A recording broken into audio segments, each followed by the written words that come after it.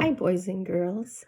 Today, teacher is going to read a story about Edith, this bird right here. And when you get done, you can put the story in order. Edith the emu. E. This is long E. Can you say these words for me? Equal. Eraser. Equator. East. Elastic. Electric. Egypt. Elope. All these words begin with the long E sound, E. So today in our story, we're going to hear a story about Edith. It's the name of the bird. Edith the emu. Boys and girls, an emu is a bird that cannot fly. The wings are too short and do not have enough muscle to be strong enough for flying. The emu is a cousin to the ostrich. When fully grown, they are as tall as a man and weigh over 100 pounds. In today's story, you will learn that Edith is a tattletale. What does that mean? You're right. It means getting someone into trouble. Listen carefully and find out what Edith learns about when it is important to tell grown-ups something.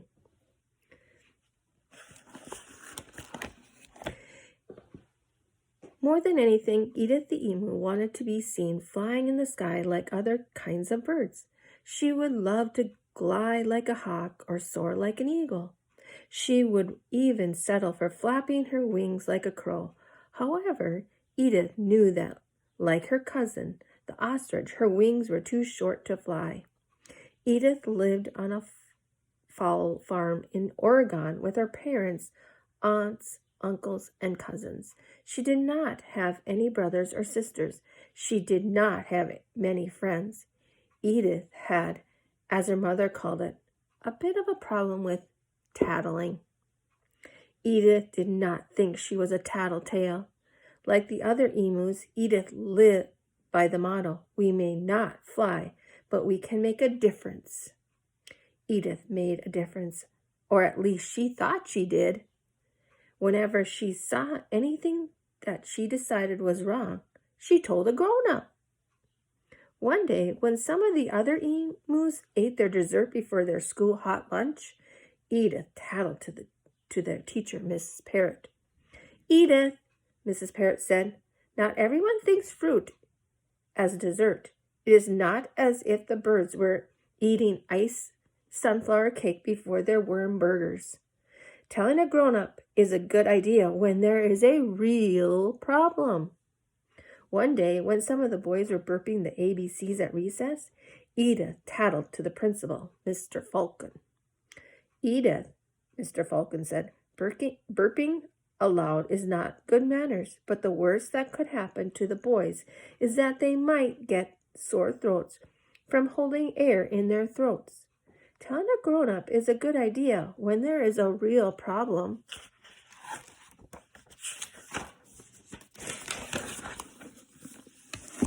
One day, when Kelsey and Raymond mouthed the words to the song "America the Beautiful," instead of singing it aloud, Edith tattled to their music teacher, Mrs. Meadowlark.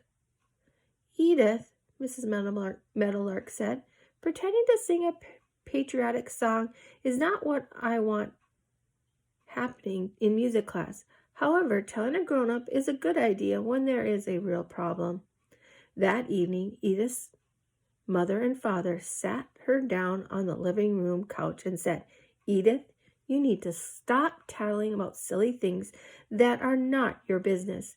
No one likes a tattletale, and we are stepping on your tail starting now." "Take a walk, Edith," said her mother. "Think about what you're going to do with all your extra time you will have now, since you will no longer be tattling." Edith was very sad to think she had made her parents angry with her. She was also very embarrassed to think that people thought of her as a tattletale. Edith began to cry. The harder she cried, the faster she walked. And suddenly Edith realized that she was far from her house, and it was very dark outside. Just then, Edith heard a voice not far from where she stood. "Help! Somebody help!" the voice was saying. "What do I do?" thought Edith. "If I go and tell my parents that I heard a voice, will they think I'm tattling?" Edith knew she should not keep walking towards the voice by herself. Edith knew she needed to do something. "Even if this is tattling, I need to get my parents," said Edith. She quickly ran back to her house. "Mother! Father!" yelling Edith as she opened the door to her home. "I heard someone crying for help on my walk. Quick, we need to do something." Edith's parents ran up the path in the direction Edith had pointed. Edith was not far behind them. By the time Edith caught up with them, her father was bending over a dark figure lying by the side of the path and was saying, "It looks like your leg is broken. I will send my wife and daughter for more help." Edith looked closer and saw that it was Principal Falcon lying there. She thought about all the times he had tattled to him and teachers at school. She put her head down in embarrassment. "Edith Emu, is that you?" asked Principal Falcon. "I'm so glad you heard me calling and went for help. I might have laid here all night." Edith felt a smile coming on. She finally understood. Eating fruit with your meal, burping the alphabet, or not singing in music class were not that important. However, telling a grown-up is a good idea when there is a real problem. Okay, boys and girls, that's the end of our story. What did Edith wish she could do like other birds?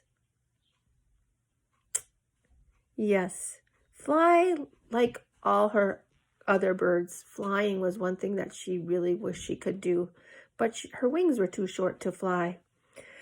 What did Edith's mother say was what she had a bit of a problem with? What was Edith's problem? Yep, tattling. Even when it wasn't a real problem, she was tattling. Good job, boys and girls. What did Edith tattle about at school lunch? Yep, everyone thinks fruit is a dessert. Was that a real problem? No. What did the boys do that had Edith tattling? Yeah, burping the ABC, she tattled on them. Do you think that was a real problem? No. What happened in music class? Yep, they mouthed the words. They weren't really singing. Was that a real problem? No. Good job, boys and girls. Edith's parents had a talk with her. What were they going to step on her tail about? Yep. Tattling about silly things when it wasn't a real problem. What did Edith hear someone yelling on her walk? Yes, somebody was yelling, "Help! Somebody help me!" Was it a good idea for her to walk to that stranger? Or go get her grown-up, her parents, or a grown-up to help? Yep. To go get a grown-up, because she needs to do that. What did Principal Falcon, what had Principal Falcon done to his leg when he fell? You're right, kindergarten. He broke his leg. When should you tell a grown-up about something?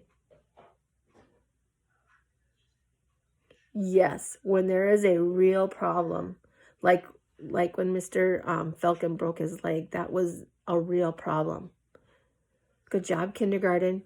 Now, boys and girls, I'd like you to find this paper.